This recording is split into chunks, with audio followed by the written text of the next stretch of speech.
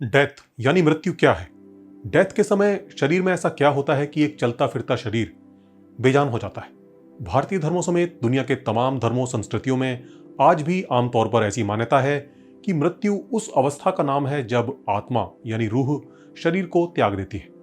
भारतीय धर्मों की बात करें तो ऐसा मानने की बड़ी वजह भारतीय दर्शन है, जिसका कहना है कि इस पंच महाभूत यानी फिजिकल एलिमेंट से निर्मित शरीर में एक आत्मा का वास है। जीवित प्राणियों में चेतना का कारण ये अभौतिक आत्मा ही है, जो कि सभी जीवों में उनकी डेथ से पहले तक रहती है। ये आत्मा नित्य और अविनाशी है, जो कभी नष्ट नहीं होती। ये पुराने शरीर को छोड़कर नए शरीर को धारण करती है। श्रीमद् भागवत गीता पूरी तरह से इसी दर्शन पर ही आधारित है। गीता के अध्याय 2 श्लोक 13 को पढ़िए। देहिनोऽस्मिन् यथा देहे कौमारम यौवनम जरा तथा देहांतर प्राप्ति धीरस्तत्र न मुह्यते। यानी जिस प्रकार जीवात्मा इस शरीर में बाल अवस्था से युवावस्था और वृद्ध अवस्था को निरंतर अग्रसर होता रहता है, उसी प्रकार जीवात्मा इस शरीर की मृत्यु होने पर दूसरे शरीर में चला जाता है। ऐसे परिवर्तन से धीर मनुष्य मोह को प्राप्त नहीं होते। इसी तरह अध्याय 2 का 22वां श्लोक कहता है, वसांसी जीवानी यथा विहाय नवानी गृहाति नरो प्राणी तथा शरीराणी विहाय जीर्णा न्यानी संयति नवानी देहि। यानी जिस प्रकार मनुष्य पुराने वस्त्रों का त्याग कर दूसरे नए वस्त्रों को धारण करता है, उसी प्रकार आत्मा पुराने व्यर्थ शरीरों को त्याग कर नए शरीरों को धारण करता है। गीता की ही तरह और भी तमाम धार्मिक ग्रंथों में आत्मा और पुनर्जन्म से रिलेटेड फिलॉसफी मौजूद है। ये फिलॉसफी हमारे समाज में इस कदर रच बस गई है कि हमारा ज़्यादातर समाज इसे एक एस्टैब्लिश्ड फैक्ट की तरह देखता है। यहाँ तक कि पढ़े लिखे लोग भी कभी आपको इस पर डाउट करते हुए नहीं मिलेंगे। और शायद यही कारण है कि आत्माओं की शांति के लिए तरह तरह के पूजा पाठ और कर्मकांड हमारे समाज में प्रचलित है। लोग पूरे श्रद्धा भाव से इन कर्मकांडों को करते देखे जा सकते हैं, बिना एक बार भी ये सोचे कि जिस चीज के लिए वो ये सब कर रहे हैं उसकी एग्जिस्टेंस का एक भी एविडेंस आज तक कोई नहीं दे सका है। पर जब भी सबूत की बात की जाती है तो लोग कुछ घिसे पिटे तर्क, कुछ आउटडेटेड फैक्ट जरूर सामने रखते देखे जा सकते हैं। जैसे अक्सर लोग कुछ सुनी सुनाई बातों का, कुछ सुनी सुनाई घटनाओं का जिक्र करते हैं, जिनमें 2 घटनाएं ऐसी हैं जिन्हें आपने भी बहुतों के मुंह से सुना होगा। पहली घटना कुछ इस तरह की बताई जाती है जिसमें किसी वैज्ञानिक ने मरने वाले एक व्यक्ति को एक शीशे के एयरटाइट चैम्बर में बंद कर दिया था, और जब उस व्यक्ति की मृत्यु हुई तो उसकी आत्मा के निकलने की वजह से शीशे में क्रैक पड़ गया। मैं समझता हूं लगभग हम सभी ने अपने बड़ों से इस घटना के बारे में जरूर सुना होगा। मैंने भी बहुत से लोगों से इसके बारे में सुना था, और मैंने पूरी कोशिश की कि मैं ये एक्सपेरिमेंट किसने किया था, कब किया था, इसके बारे में कुछ पता कर सकूं। लेकिन अफसोस, मेरे बहुत खोजने पर भी इस तरह के किसी भी एक्सपेरिमेंट के कभी भी कंडक्ट होने का मुझे कोई एविडेंस नहीं मिल सका।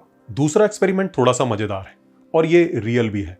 इसको 21 ग्राम एक्सपेरिमेंट के नाम से जाना जाता है, जिसको एक अमेरिकी डॉक्टर डंकन मैकडॉगल ने 1907 में किया था, जिसको उन्होंने अपनी हाइपोथेसिस, जिसका आधार था कि आत्मा या सोल में कुछ वजन होना चाहिए, इसको टेस्ट करने के लिए किया था। उन्होंने एक्सपेरिमेंट 6 लोगों पर किया और पाया कि उनमें से एक का वजन डेथ के बाद 21 ग्राम कम हो गया था। हालांकि डॉक्टर डंकन खुद एक्सपेरिमेंट के रिजल्ट्स को लेकर बहुत ज़्यादा श्योर नहीं थे। उनका कहना था कि बहुत सारे ऑब्जेक्ट्स पर एक्सपेरिमेंट को करने के बाद ही किसी ठोस निष्कर्ष पर पहुंचा जा सकता है। इसके साथ ही वैज्ञानिक बिरादरी ने भी उनके इस प्रयोग के तरीके पर सवाल उठाए थे और उनके इस एक्सपेरिमेंट को अनसाइंटिफिक कहा था।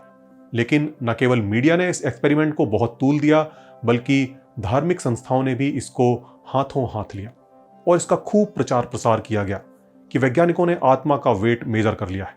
और इस प्रचार प्रसार का ही परिणाम है कि लोग आज भी इस पर विश्वास करते हैं। इसके साथ ही कुछ लोग पुनर्जन्म की कुछ घटनाओं को भी आत्मा के अस्तित्व के प्रमाण की तरह पेश करते हैं। इस बारे में भी एस्टेब्लिश्ड फैक्ट जीरो और मिस इन्फॉर्मेशन बहुत ज्यादा है। ज्यादातर लोग न्यूज में आई किसी घटना को ही एविडेंस मान लेते हैं, बिना इस बारे में एक बार भी सोचे कि इन घटनाओं की कोई वैज्ञानिक जांच नहीं हुई होती। जब जब सच्चाई को जानने के लिए जांच की जाती है तो पोल खुल जाती है। भारत में तर्कशील संगठनों ने जितनी भी पुनर्जन्म की घटनाओं की जांच की है, सभी को सिरे से फर्जी पाया है। अभी तक भी एक भी पुनर्जन्म की घटना की वैज्ञानिक रूप से पुष्टि नहीं की जा सकी है। लेकिन फिर भी लोग आंख मूंद कर ऐसी घटनाओं पर न केवल विश्वास कर लेते हैं, बल्कि उन्हें सबूत की तरह पेश करने लगते हैं। आप खुद सोचिए, जब हमें अपने बचपन की बातें याद नहीं रहती तो पिछले जन्म की यादें कैसे रह सकती हैं। बहुत सी ऐसी ब्रेन डिजीज हैं जिसमें लोगों की इसी लाइफ की मेमोरीज चली जाती हैं। यहाँ तक कि कुछ कंडीशन में लोगों को ये तक याद नहीं रहता कि उन्होंने अभी थोड़ी देर पहले क्या किया था। तो जब इस शरीर और ब्रेन के मौजूद रहते हुए मात्र ब्रेन में आई कुछ प्रॉब्लम्स की वजह से याददाश्त चली जाती है, तो ब्रेन के पूरी तरह से नष्ट होने के बाद मेमोरीज कैसे बची रह सकती हैं। साइंस ने शरीर में मौजूद ऑर्गन्स, टिश्यूज और यहाँ तक कि उनको बनाने वाले सेल्स तक कैसे काम करते हैं इसे खोजा है, लेकिन आज तक भी आत्मा जैसी किसी चीज के होने का कोई एविडेंस नहीं मिल पाया है। साइंस एक लिविंग बॉडी कैसे काम करती है, उसके सारे प्रोसेसेस कैसे चलते हैं, इस सब को बिना किसी आत्मा के अच्छे से एक्सप्लेन कर सकता है। साइंस की माने तो एक बॉडी को जिंदा बनाए रखने के लिए आत्मा जैसी किसी चीज की जरूरत नहीं है। साइंस के अनुसार डेथ वो स्टेज है जब एक लिविंग ऑर्गेनिज्म की वो इंपॉर्टेंट बायोलॉजिकल एक्टिविटीज बंद हो जाती हैं जो कि उसे जिंदा बनाए रखने के लिए जरूरी है। एक लिविंग ऑर्गेनिज्म में ऐसा कई डिफरेंट रीजंस की वजह से हो सकता है, जैसे बीमारी, बुढ़ापा या फिर किसी बाहरी चीज से किसी इंपॉर्टेंट ऑर्गन को पहुंचा कोई नुकसान, जिसकी वजह से रेस्पिरेटरी सिस्टम किसी तरह से काम करना बंद कर दे और शरीर के इंपॉर्टेंट ऑर्गन्स को पर्याप्त ऑक्सीजन ना मिल सके। जैसा कि आप जानते हैं कि हमारा शरीर खरबों अलग अलग तरह के सेल्स से मिलकर बना है, जिसमें हर सेल को जिंदा रहने के लिए ऑक्सीजन के साथ साथ कुछ इंपॉर्टेंट न्यूट्रिएंट्स की भी जरूरत पड़ती है। सेल्स की इस जरूरत को पूरा करने के लिए शरीर के कुछ अंग मिलकर काम करते हैं, जिसमें ऑक्सीजन को सोखने का काम हमारे लंग्स का है और न्यूट्रिएंट्स को सोखने का काम डाइजेस्टिव सिस्टम का है। इनको शरीर के हर सेल तक पहुंचाने का काम हार्ट और लाखों किलोमीटर लंबी ब्लड वेसल्स का है। इनको मिलाकर बनता है हमारा रेस्पिरेटरी सिस्टम, जो कि हमारे शरीर के हर सेल तक जरूरी चीजों की सप्लाई लगातार करता रहता है, जिसके अभाव में कुछ समय में ही हमारे जरूरी ऑर्गन्स के सेल काम करना बंद कर सकते हैं। इन ऑर्गन्स में सबसे इंपॉर्टेंट और नाजुक ऑर्गन है ब्रेन, जो कि शरीर के किसी भी ऑर्गन के मुकाबले सबसे ज्यादा एनर्जी कंज्यूम करता है और इसीलिए इसको ब्लड की लगातार बेरोक टोक सप्लाई की जरूरत पड़ती है, जो कि अगर किसी वजह से ना मिले तो मात्र 7 सेकंड के अंदर ब्रेन के सेल्स नष्ट होने शुरू हो जाते हैं। क्योंकि ब्रेन न केवल हमारी कॉन्शियसनेस और मेमोरीज का सोर्स है बल्कि इस शरीर का कंट्रोलर भी है, इसलिए इसको अगर कोई सीवियर डैमेज पहुंचता है तो कॉन्शियसनेस हमेशा के लिए चली जाती है, जिसको दोबारा किसी भी तरह से नहीं पाया जा सकता। ठीक उसी तरह जैसे किसी मेमोरी कार्ड के डैमेज होने पर उसमें मौजूद डेटा को नहीं पाया जा सकता। मेडिकल साइंस की भाषा में इसी को ब्रेन डेथ कहते हैं। हमारे ब्रेन का एक हिस्सा रेस्पिरेटरी सिस्टम को भी कंट्रोल करता है, इसलिए अगर इसको किसी तरह से कोई डैमेज पहुंचता है तो ये सिस्टम भी ठप हो जाता है और फिर ऑक्सीजन और न्यूट्रिएंट्स की कमी से शरीर के सेल्स एक एक कर नष्ट होने लगते हैं। हालांकि आज मेडिकल साइंस में हुई प्रोग्रेस के चलते हमारे पास ऐसी मशीन्स हैं जिनकी हेल्प से हम रेस्पिरेटरी सिस्टम को बाहर से सपोर्ट देकर चालू रख सकते हैं और ब्रेन के काम ना करने की स्थिति में भी रेस्पिरेटरी सिस्टम को चालू रखा जा सकता है। इन मशीन्स को लाइफ सपोर्ट सिस्टम कहते हैं। लाइफ सपोर्ट सिस्टम पर चल रहे किसी पर्सन की ब्रेन एक्टिविटीज पर डॉक्टर नजर रखते हैं और उसके नॉर्मल होने का इंतजार करते हैं, लेकिन ब्रेन एक्टिविटी निल होने पर उस पर्सन को ब्रेन डेड घोषित कर दिया जाता है। ऐसी स्थिति में सपोर्ट सिस्टम की वजह से उसका हार्ट तो काम कर रहा होता है, लेकिन ब्रेन के डैमेज होने की वजह से अब वो दोबारा कभी कॉन्शियस नहीं हो सकता। इससे ये तो प्रूव हो जाता है कि कॉन्शियसनेस का कारण ब्रेन ही है, कोई आत्मा नहीं। ब्रेन के अरबों खरबों न्यूरॉन्स मिलकर सेंस ऑर्गन से मिले डेटा को प्रोसेस करते हैं और जरूरी एक्सपीरियंसेस को याददाश्त के खजाने में स्टोर करते जाते हैं। हम हर पल अपने आसपास जो कुछ भी एक्सपीरियंस करते हैं वो हर पल हमारी पर्सनैलिटी को शेप करता रहता है। हम हर पल हर दिन कुछ नया सीखते हैं। ये सभी एक्सपीरियंसेस और मेमोरीज मिलकर ही हमारी पर्सनैलिटी को बनाते हैं। हालांकि इसमें जेनेटिक फैक्टर्स की भी अहम भूमिका है। जेनेटिक डाइवर्सिटी की वजह से भी हर व्यक्ति के पास कुछ जन्मजात योग्यताएं होती हैं, वो भी उसकी पर्सनैलिटी को शेप करने में मदद करती हैं। जिसे हम आत्मा समझते हैं वो कोई फिजिकल या नॉन फिजिकल सब्सटेंस नहीं है, बल्कि असल में वो इस पर्सनैलिटी का ही एक्सप्रेशन है, जिसे हमने आत्मा नाम का एक फिजिकल एट्रीब्यूट दे दिया है। इसी तरह शरीर के हर ऑर्गन के काम करने के तरीके के बारे में वैज्ञानिकों ने पता लगाया है और उनकी माइन्यूट से माइन्यूट डिटेल्स को भी जांच परख कर उनके मैकेनिज्म को दुनिया के सामने रखा है। पर आज तक भी किसी भी ऑर्गन की वर्किंग में आत्मा जैसी किसी चीज का कोई रोल सामने नहीं आया है। वो ऑर्गन्स कैसे काम करते हैं, साइंस इसे किसी आत्मा के बिना ही अच्छे से एक्सप्लेन कर सकता है। जब तक लोगों को यह पता नहीं था कि एक लिविंग बॉडी कैसे काम करती है, तब तक आत्मा को शरीर को चलाने वाले एक सब्सटेंस की तरह पेश किया जाता था, जिसके निकल जाने के बाद शरीर बेजान हो जाता है। लेकिन मॉडर्न साइंस के आने के बाद अब आत्मा के लिए शरीर में कुछ करने को बचा ही नहीं। पहले लोगों की मान्यता थी कि आत्मा हृदय में वास करती है, और इसलिए जब वैज्ञानिक हार्ट ट्रांसप्लांट पर एक्सपेरिमेंट कर रहे थे तो कहा जाता था कि यह इम्पॉसिबल है, ऐसा कभी किया ही नहीं जा सकता। लेकिन वैज्ञानिकों ने इसको कर दिखाया, और आज दुनिया भर में हर साल हजारों हार्ट ट्रांसप्लांट सक्सेसफुली किए जाते हैं। अकेले अमेरिका में ही 5,000 से ज्यादा हार्ट ट्रांसप्लांट हर साल होते हैं। इस तरह शरीर के और भी तमाम ऑर्गन्स को भी सक्सेसफुली ट्रांसप्लांट किया जा रहा है। यहां तक कि अब तो हेड ट्रांसप्लांट के बारे में भी रिसर्च चल रही है। घबराइए मत, वो सर इंसान का ही होगा, किसी हाथी का नहीं।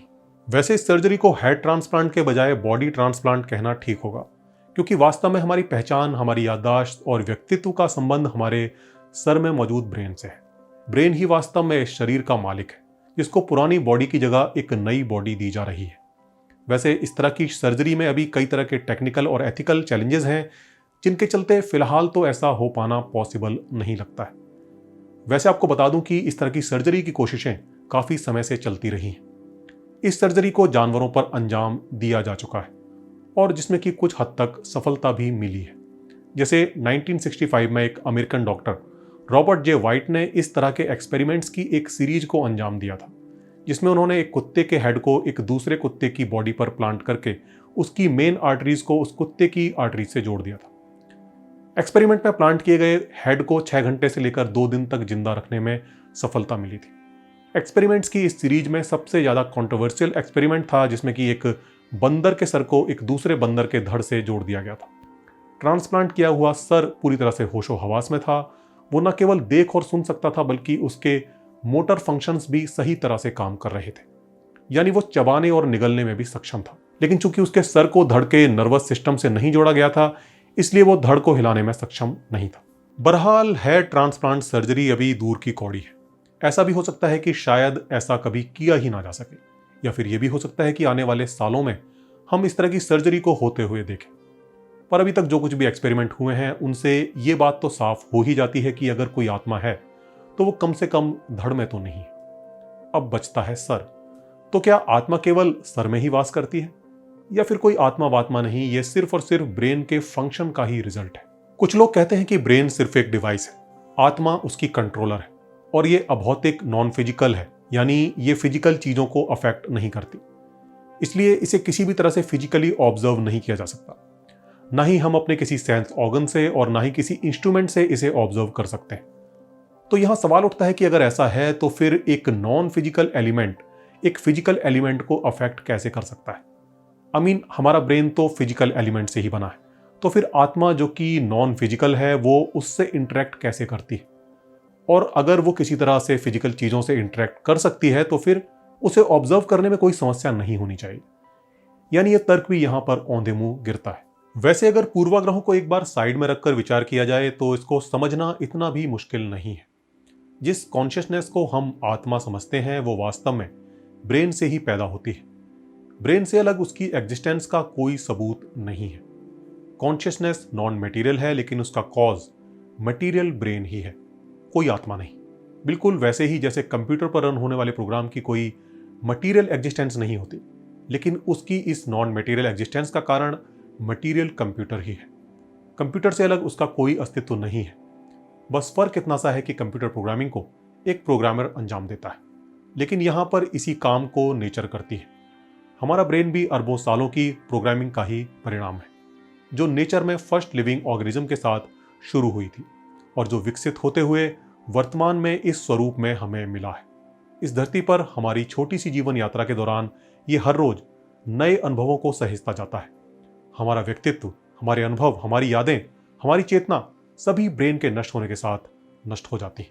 जो बचता है तो बस वो डीएनए का अंश जो हम अपने बच्चों को दे जाते हैं। तो दोस्तों, दैट्स ऑल फॉर टुडे। ये वीडियो आपको कैसी लगी मुझे कमेंट्स में जरूर बताइएगा, और अगर वीडियो आपको अच्छी लगी तो लाइक करना मत भूलिए, और अगर अभी तक सब्सक्राइब नहीं किया है तो प्लीज सब्सक्राइब कर लीजिए। It's absolutely free.